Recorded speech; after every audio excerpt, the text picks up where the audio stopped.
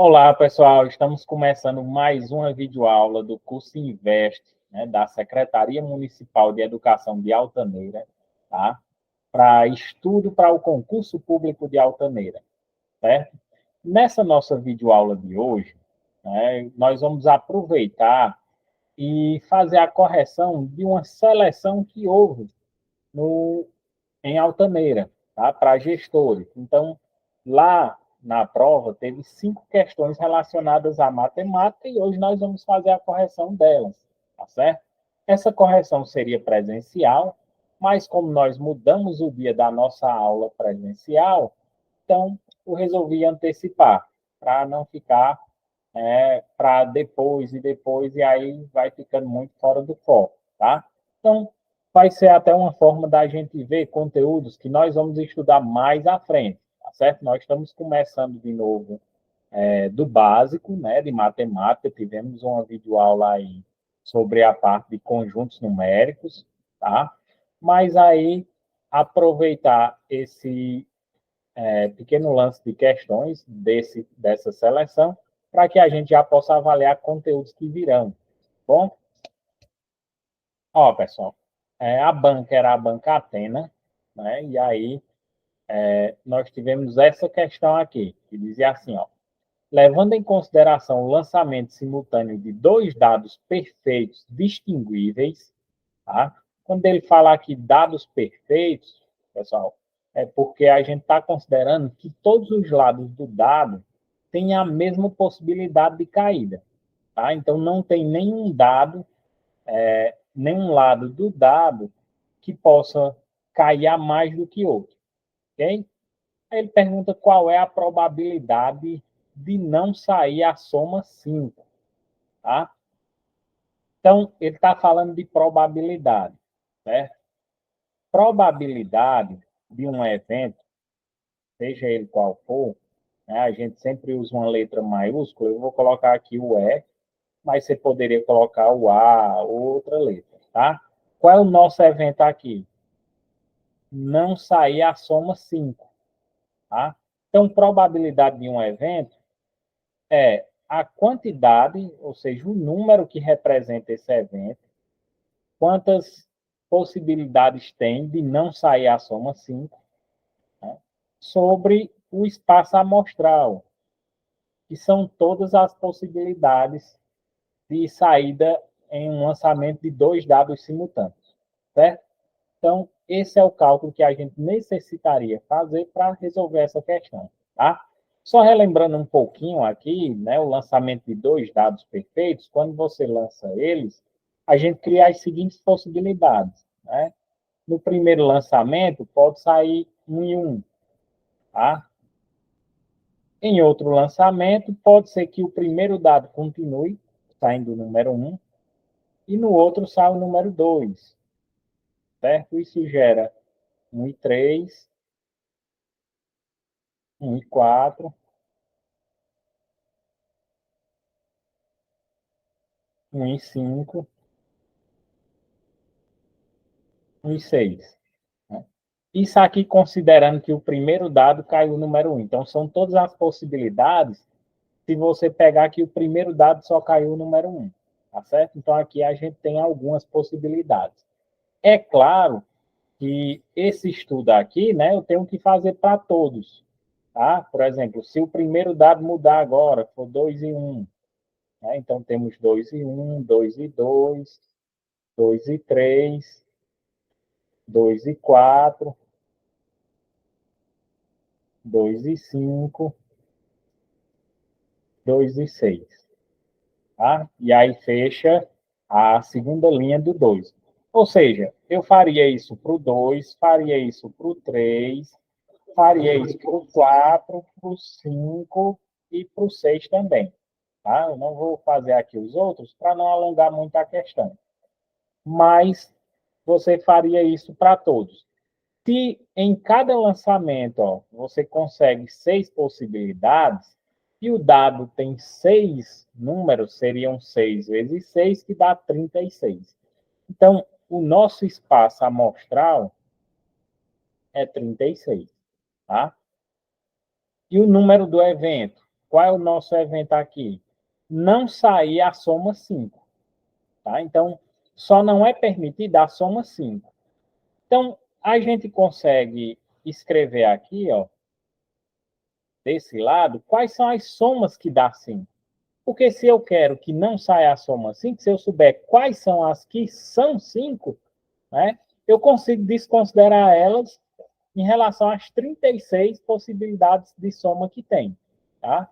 Então, por exemplo, aqui, ó, no 1 e 5 dá 6. Então, seria 1 e 4, que dá 5.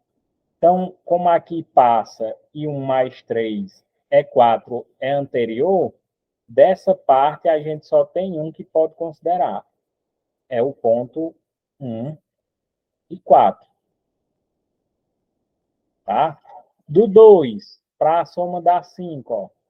2 mais 3 é 5.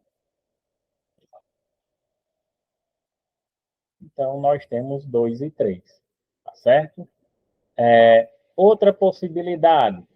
Bom, em cada linha a gente só vai encontrar no máximo 1, né? Porque é a soma 5. Tá? Como os números vão variando, então a soma também vai variar. Certo? Então, na linha do 3, 3 e 1, 3 e 2, ó, 3 e 2 dá 5. 3 e 3 já dá 6, né? E por aí vai, tá? Na linha do 4, 4 e 1 dá 5.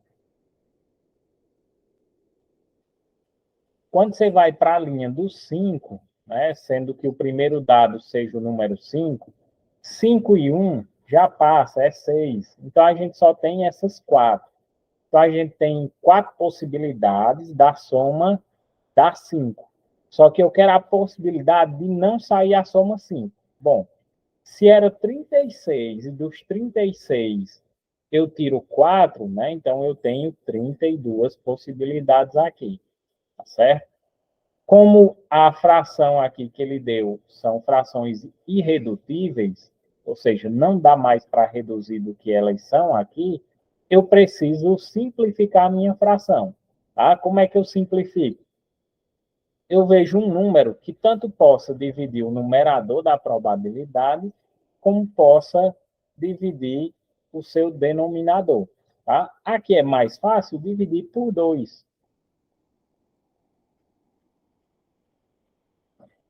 32 por 2, 16.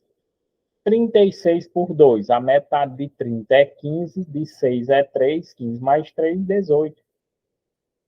Que ainda dá por 2. 16 por 2 é 8. E 18 por 2 é 9.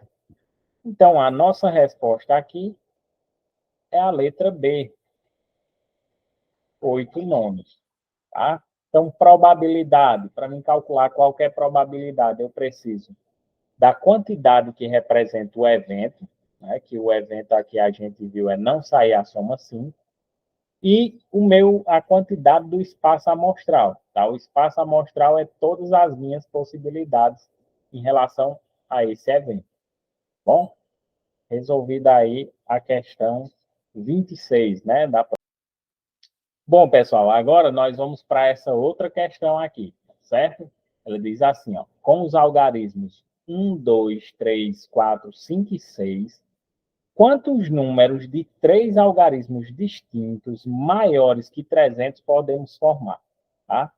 Então, vamos aqui, né, pegar as informações. Os algarismos que a gente pode usar são esses, de 1 a 6.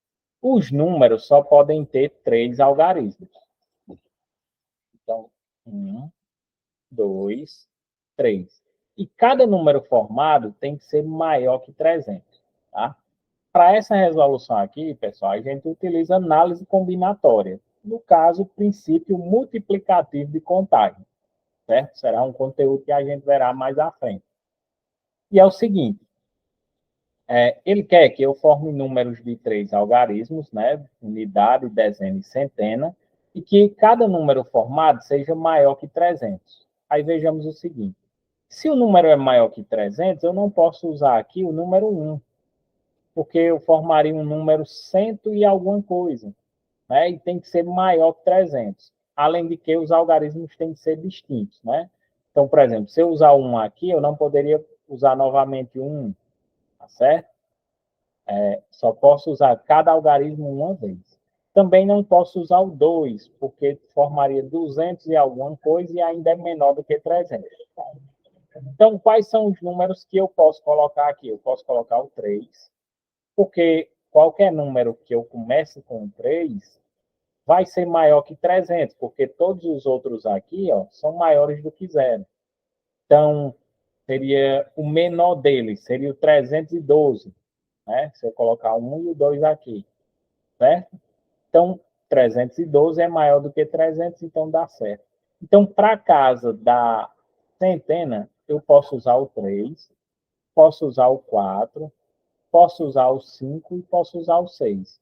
Ou seja, eu tenho 4 números que eu posso utilizar, certo?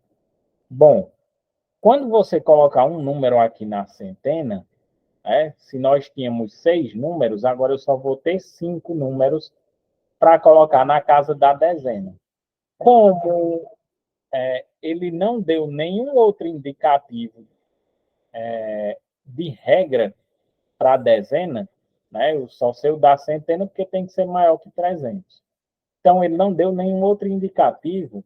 Então, para cá, eu fico com 5 números. Tá? Quais são eles? Eu não sei. Né? Porque aqui, um desses vai ficar aqui. Eu não sei qual é. Eu estou contando quantos números eu vou formar. Eu não estou escrevendo todos os números que são formados. Eu estou contando. Tá? Então, aqui eu teria 5 possibilidades. Né? Seria 3 desses números juntando com o número 1 e o número 2. Por que só 3 desses? Porque como ele quer um número formado com algarismos distintos, um desses algarismos vai ficar aqui e ele não pode se repetir nas outras casas. Então, aqui eu tenho 5 possibilidades, certo? Bom, aí nós vamos vir aqui para a unidade. Na unidade, né, novamente, vai ficar um número aqui na dezena, já tinha um lá na centena. Então, de 6 números que nós tínhamos, 2 já foram usados. Tá? Se de 6 já foram usados 2, só ficam 4 números para ser usado aqui. Como não há nada específico para unidade, então não tem nenhum problema. Então, pelo princípio multiplicativo de contagem, todos os números formados é a multiplicação desses 3. 4 vezes 5 é 20. E 20 vezes 4 é 80. Tá? Então, seriam 80 números formados. Certo? Lembrando que aqui ele não queria saber quais são os números. Ele quer saber quantos são. Ok? Essa era a questão 27. Próxima questão, né, que lá era a questão 28, dizia assim, ó.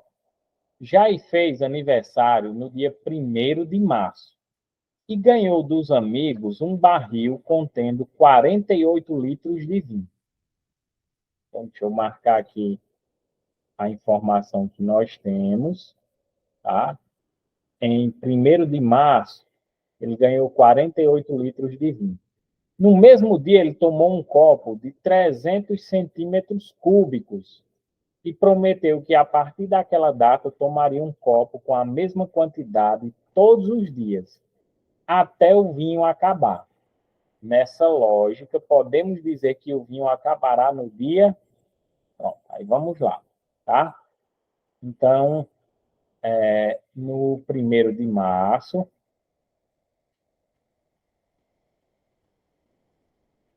ele ganhou 48 litros, tá? E desses 48 litros, ele tomou um copo de 300 centímetros cúbicos. Só que nós temos aqui um probleminha, né? Ele quer saber quando é que o vinho vai acabar. Aqui eu tenho 2 unidades de medidas diferentes. Certo, pessoal? Para mim poder resolver isso aqui, eu tenho que colocar tudo numa mesma escala. Ou seja, ou transformar os litros em unidade de volume de centímetros cúbicos, né, ou metros cúbicos, ou transformar os centímetros cúbicos dentro das unidades de litro, ou seus submúltiplos, né, litro, mililitro, tá certo? Aqui vai ser mais fácil para o mililitro. Por quê? Porque a gente sabe, né, das nossas escalas, que 1 centímetro cúbico é igual a 1 ml, tá certo? E juntando os ml, né, a gente consegue aqui os litros, tá? 1 litro, né, tem 1000 ml, tá certo? Então, aqui, 300 centímetros cúbicos é a mesma coisa que 300 ml, tá? Então, ele tomou um copo de 300 ml. E a partir daí, todo dia ele vai tomar um copo de 300 ml. Beleza, ok.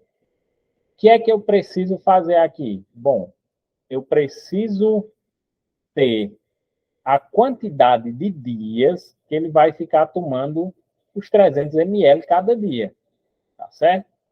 Como é que eu faço isso mais fácil para mim saber esse valor? Bom, colocando, como a gente já fez uma mudança na escala, colocar os litros em ml para que eu possa ver o total de dias gastos, né? Então, 48 litros, se 1 litro é 1000 ml, 48 litros é 48.000 ml, tá? Quando eu dividir um pelo outro aqui, ó, eu consigo dizer quantos dias ele vai ficar tomando, né? Como ele começou no mesmo dia que ele recebeu aqui, então é só dividir por 300 e eu consigo ver qual é o padrão de dias que ele vai ficar tomando esse vinho. E aí eu consigo dizer exatamente a data, tá bom? Então vamos lá, vamos pegar aqui 48.000 e dividir por 300, tá? Nessa nossa divisão aqui, nós podemos cancelar aqui o zero, né? O mesmo que dividir por 100 dos dois lados, tá?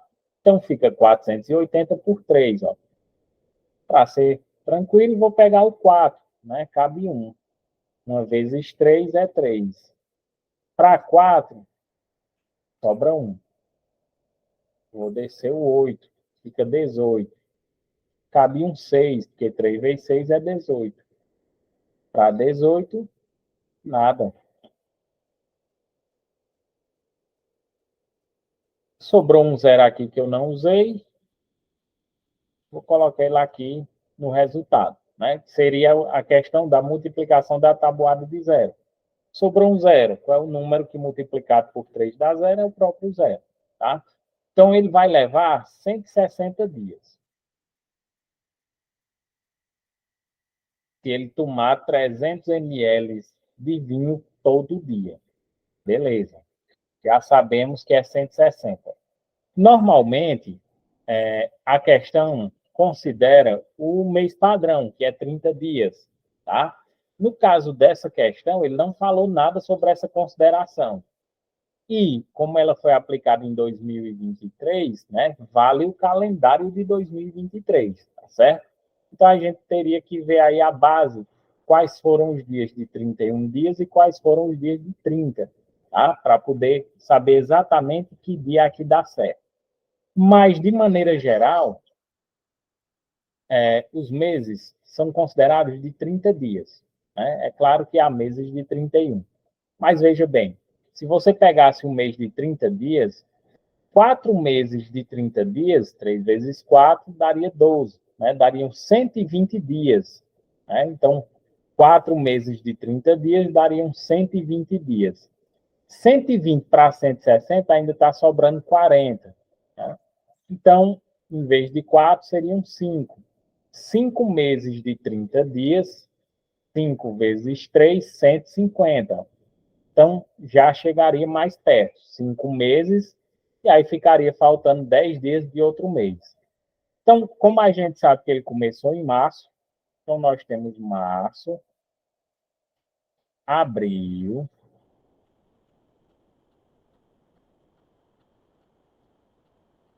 maio, junho, julho, Aqui faz os 5 meses e agosto, certo? Bom, agora, né, para você acertar 100% no resultado, você teria que saber quais são os meses de 31 dias e quais são os meses de 30 dias, tá? Bom, março, esse ano de 2023, ele teve 31 dias.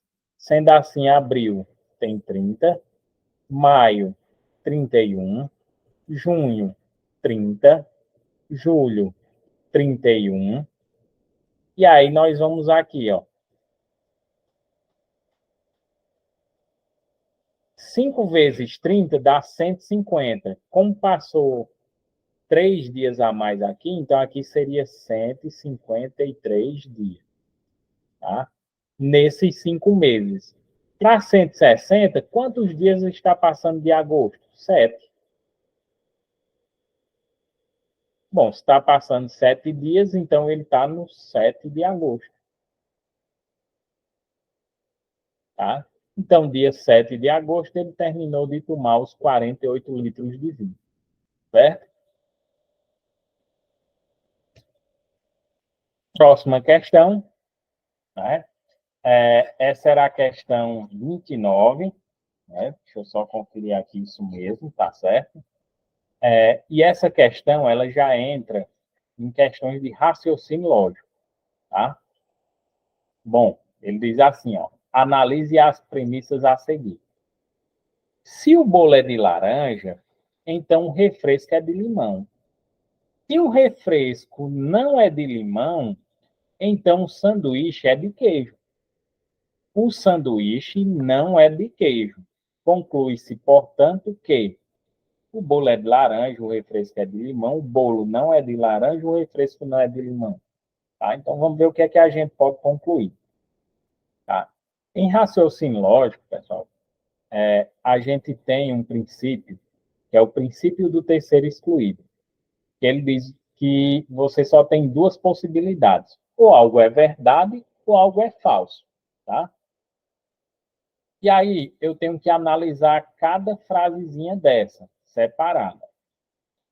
Aqui ele colocou o refresco não é de limão. Aqui, o sanduíche é de queijo. Tá? Beleza. E o que é esse se então? O se então aqui é um conectivo. Tá? E esse conectivo, ele tem uma regra geral. Tá?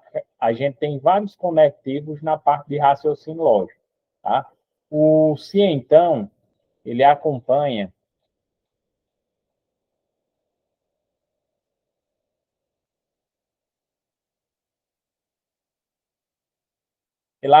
o seguinte: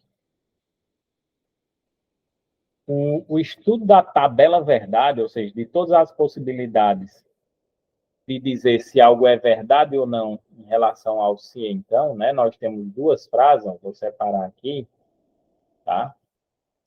Então, nós vamos analisar aqui essas frases, tá? Então, veja bem,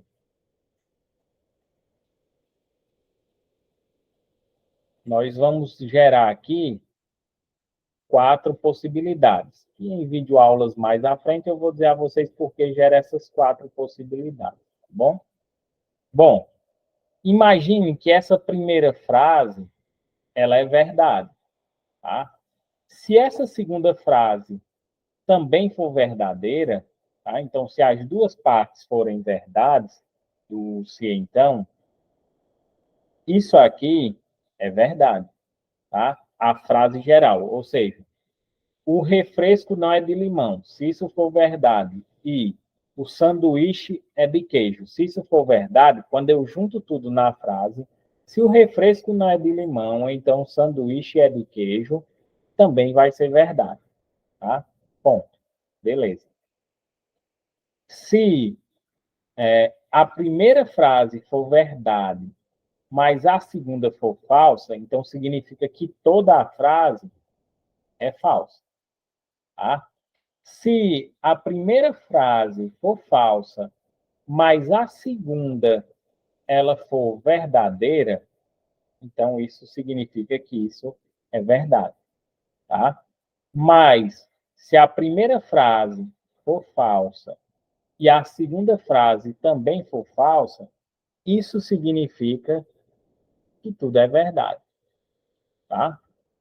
Isso pode parecer estranho, porque a gente ainda não começou a trabalhar com isso, tá? Mas é bem simples de ver quando a gente começar a ver realmente cada parte, ó. Ele disse aqui, o sanduíche não é de queijo. Ele está ali afirmando. Isso aqui é uma verdade. Ele está lhe dando essa verdade. O sanduíche não é de queijo. Beleza, o sanduíche não é de queijo. Ok. Aqui na nossa outra frase diz o seguinte: se o refresco não é de limão, então o sanduíche é de queijo. Mas a gente já viu que o sanduíche não é de queijo. Então, isso aqui é falso. Tá?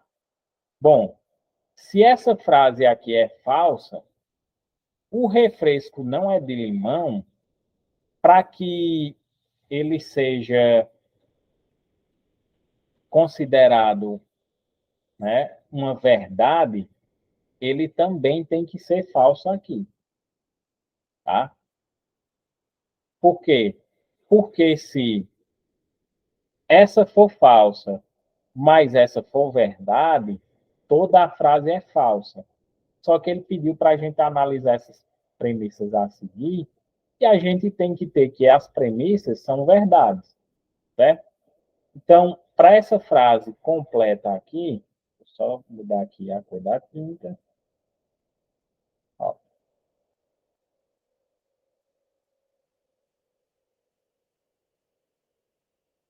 Para essa frase completa, teria que ser verdade. Eu já sei que a segunda parte é falsa.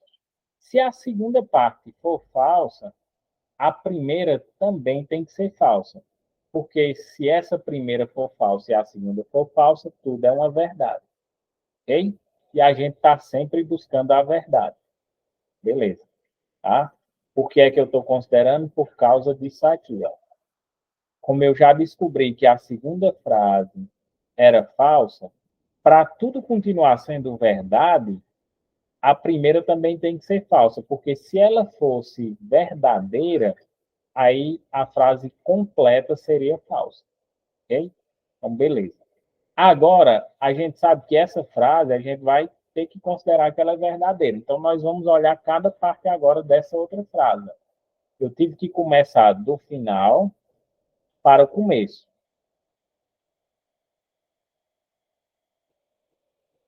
Ó, aí vamos agora aqui. Ele disse que o refresco não é de limão. Aí aqui vem. Então, o refresco é de limão. Bom, se o refresco não é de limão, que eu considerei que era uma frase falsa, então o refresco é de limão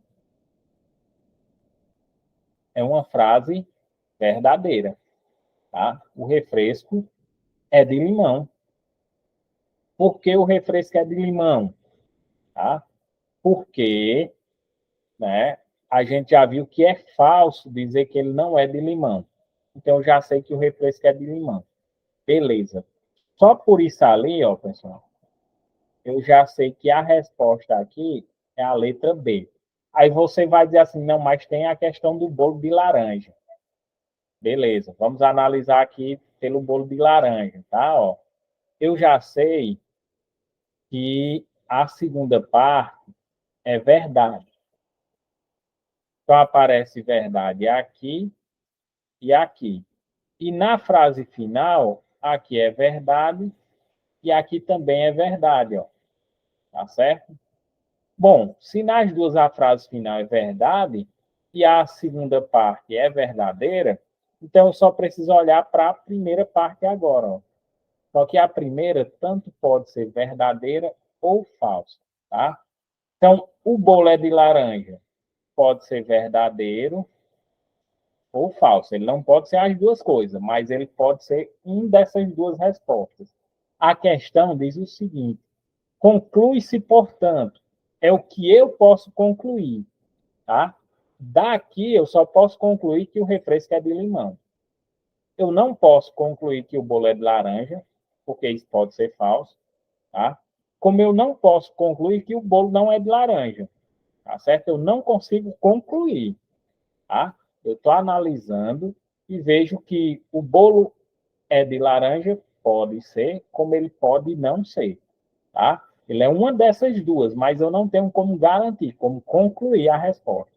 Aí o refresco não é de limão, isso a gente já viu que é falso, tá bom? Por isso a resposta é letra B.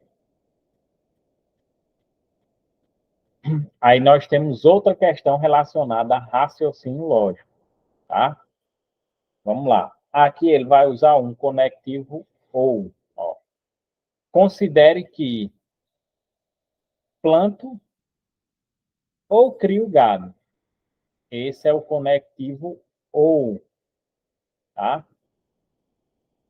Não vendo a fazenda ou não planto. Tá aqui de novo o ou. Se aplico na bolsa, ó, o se aplico na bolsa, então não crio gado. Ó. E aqui ele utilizou de novo o se então, que é o outro conectivo que a gente já viu na anterior, tá?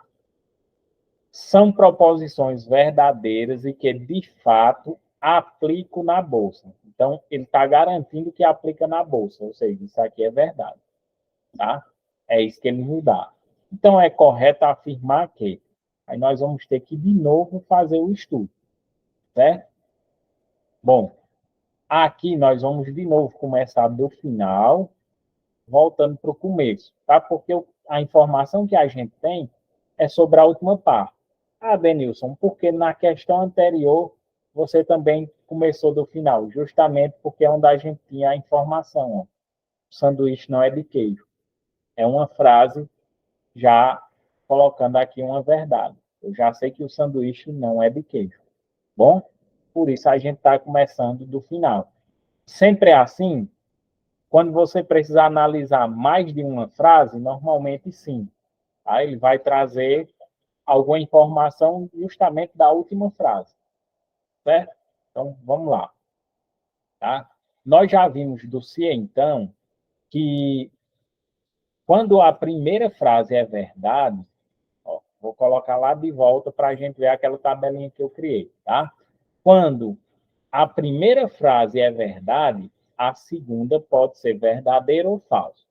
Bom, se eu quero, ó, são proposições verdadeiras e que de fato aplico na bolsa, então eu quero que essas proposições sejam verdadeiras, tá? Então, isso tudo tem que ser verdade. Para isso tudo ser verdade, não crio gado. Pode ser verdadeiro ou falso, mas eu tenho que saber exatamente qual é. Bom, quando a gente volta, ó, para apagar aqui, que a gente possa.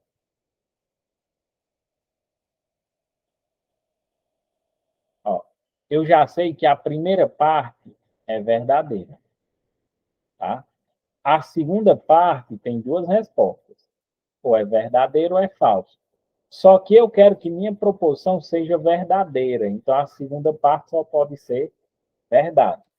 Tá? Então, aqui é uma verdade. Eu não crio gado. Pronto, eu já sei que eu não crio gado. Tá? Isso é uma verdade. Ok? Aí nós vamos para aqui, para a questão do ou. Tá? O conectivo ou. Nós temos a primeira frase, temos o ou e temos a segunda frase. Tá? Então, nós temos aqui, né, essa conexão das duas frases pelo ou. Tá? Então, se a gente fosse analisar aqui, ó,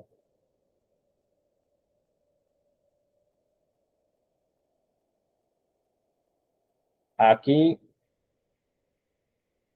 então, se a primeira for verdade e a segunda frase for verdade, é verdadeiro, tá? No geral. Se a primeira frase, deixa eu completar aqui, vamos precisar de uma linha. Se a primeira frase for verdadeira e a segunda parte for falsa, isso também é verdade, tá? O ou, como o próprio ou já diz, né? Ou uma coisa ou outra, tá? Então, se a primeira parte for falsa e a segunda parte for verdadeira, né? Então, isso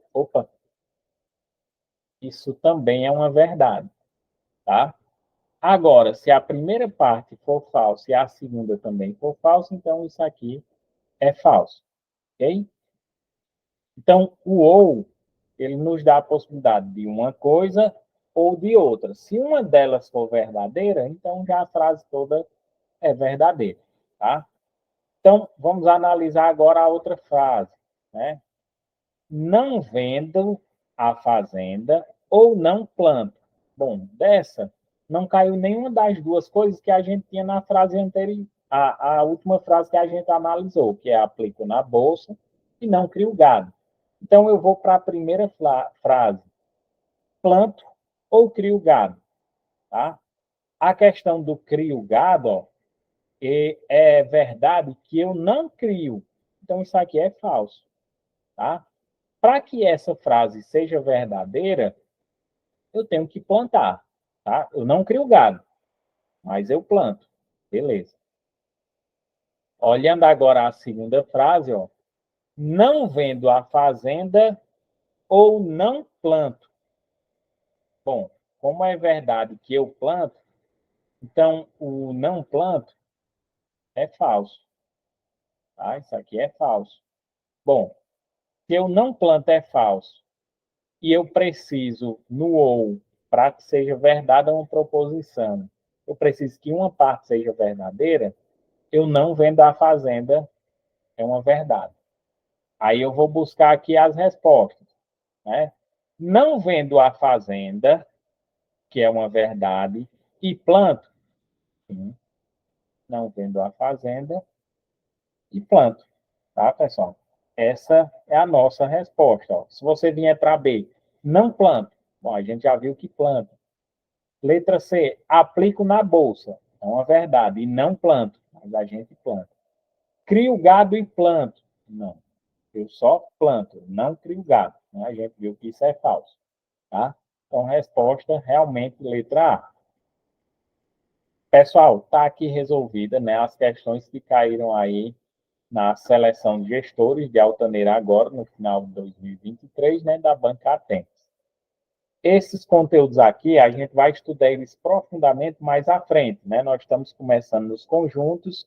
Nossa próxima aula presencial, vamos falar sobre os diagramas de Venn, resolver algumas questões de concurso e aí dar continuidade aos estudos.